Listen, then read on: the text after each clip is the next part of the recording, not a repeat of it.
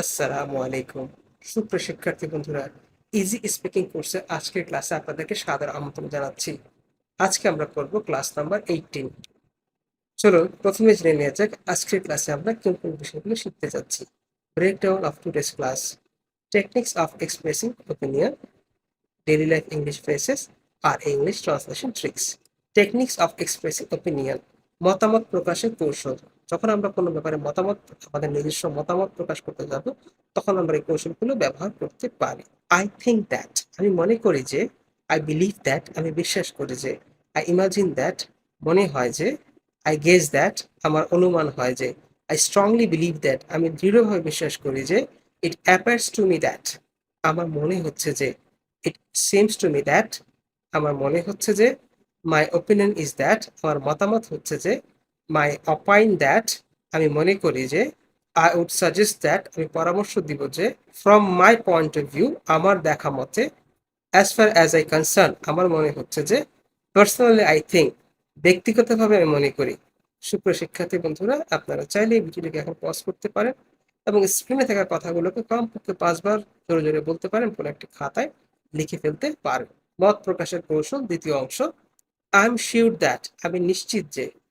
I am আনডাউট that, আমি সন্দেহাতীতভাবে নিশ্চিত যে। All won't accept it but, সবাই এটা স্বীকার করবে না কিন্তু। টু মি, আমার মতে। অ্যাকর্ডিং টু মি, আমার মতে। To me, it's sure that, আমার মতে এটা নিশ্চিত যে। I take it certain that, আমি এটা নিশ্চিত হিসেবে নিয়েছি যে। No everyone will believe me but I think, সবাই আমার কথা বিশ্বাস করবে না কিন্তু আমি মনে করি যে। তারপরে আপনি আপনার বক্তব্যটি বলতে পারবেন।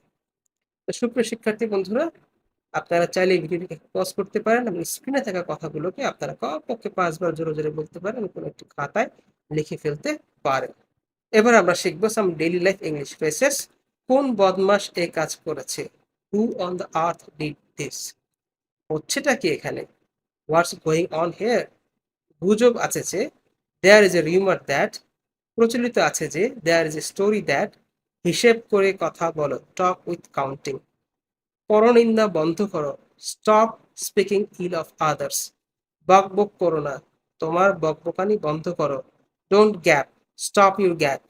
এই লাইনটি মুছে ফেলো, ইরেজ দিস লাইন। ভাবমূর্তি ক্ষুণ্ণ করো না, ডোন্ট টার্নিশ দ্য ইমেজ। এইসব ফালতু কাজ কেন তুমি করতে গেলে? Why the hell did you do that? শিক্ষার্থী বন্ধু, আপনি চাইলে ভিডিওটিকে পজ করতে পারেন এবং স্ক্রিনে থাকা কথাগুলোকে কমপক্ষে 5 বার জোরে জোরে বলতে পারেন এবং কোনো একটি খাতায় লিখে ফেলতে পারেন। Some daily life English phrases, second part. আমি তাকে কেবল ভয় দেখিয়েছিলাম। I only scared him. আমার সাথে আপনার কি কোনো কাজ আছে? Do you have any business with me? ওই দেখো, ভুলেই গিয়েছিলাম। Oh, I forget to mention. কিন্তু তার আগে একটা কথা, but one things before that. শিক্ষার্থী বন্ধু, আপনি চাইলে এই ভিডিওটাকে পজ করতে পারেন এবং স্ক্রিনে থাকা কথাগুলোকে কমপক্ষে 5 বার জোরে জোরে বলতে পারেন এবং কোনো একটি খাতায় লিখে ফেলতে পারেন। English translation tricks 18।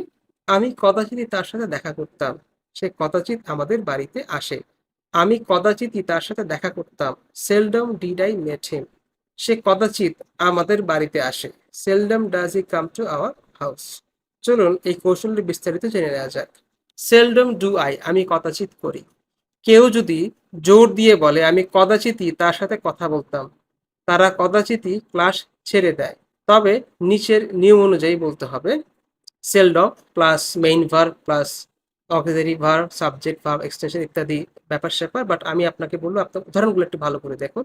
স্ট্রাকচারের চাইতে উদাহরণগুলো যদি আপনারা একটু ভালো করে বুঝে ফেলতে পারেন, তাহলে অটোমেটিক এই প্যাটার্নটা আপনার মাথায় সেট হয়ে যাবে। আমি কদাচিৎই তার সাথে দেখা করতাম, seldom did I met him. সে কদাচিৎ আমাদের বাড়িতে আসে, seldom does he come to our house. সে কদাচিৎই তার দোষ ধরেছে, seldom has he found fault with her. Okay, তার মানে আপনার কথা শুরুতে বলবেন কি সেলডম, সেলডম দিয়ে কথাটি শুরু করবেন। তাহলে আপনি খুব সহজে এই ধরনের বাংলা বাক্যকে ইংরেজিতে অনুবাদ করে ফেলতে পারবেন।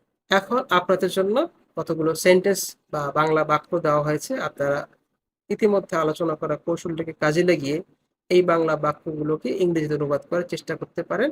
এবং আপনাদের উত্তরগুলো সঠিক হয়েছে কিনা সেটা আপনারা আমাদের বইয়ে চ্যাপ্টার 18 বা ক্লাস 18 এর শেষে দেওয়া যে উত্তরমালা রয়েছে তার সাথে মিলিয়ে দেখতে পারেন। তো সুপ্রিয় ও শ্রদ্ধেয় শিক্ষার্থীবৃন্দ, আপনাদের অনেকের আন্তরিক অনুরোধ ও সবার শেখার সুবিধার্থে যে বিশেষ বইটির উপর ভিত্তি করে এই পুরো কোর্সটিকে তৈরি করা হয়েছে, এখানে সেটিকে তুলে ধরা হলো।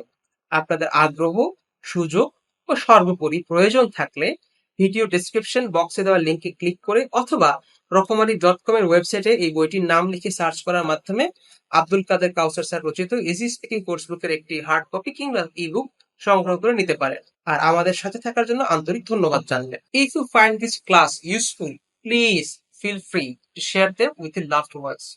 তো আজ এই পর্যন্ত, দেখা হবে পরের